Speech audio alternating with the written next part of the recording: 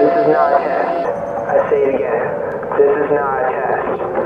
Our world is coming to a Armageddon. At 5:28 p.m.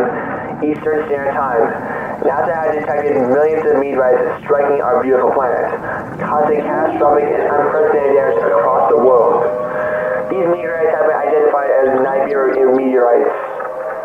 It is believed that these meteorites are striking Earth due to a massive planet approaching Earth, known as Planet X, or Nibiru, which is approximately 4 times the size of our planet, and will make impact within our planet within the next 90 minutes.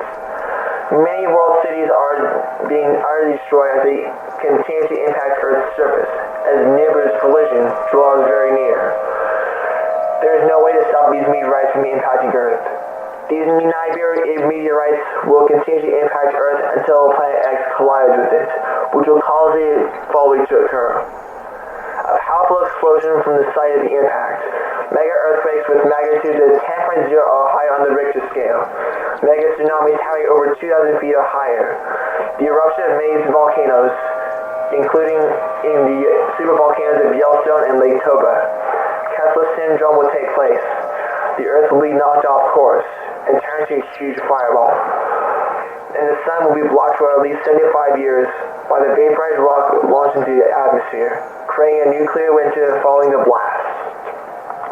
My fellow Americans, I'm sorry to say this, but there's absolutely nothing that we can do to stop this situation. At this time, I'm urging all Americans in the United States to do the following. Gather your family and friends and pray for your final moments of life on this beautiful planet. If you are part of a religion, pray to your higher being or beings and repent. You can do whatever makes you feel calm as your end draws near.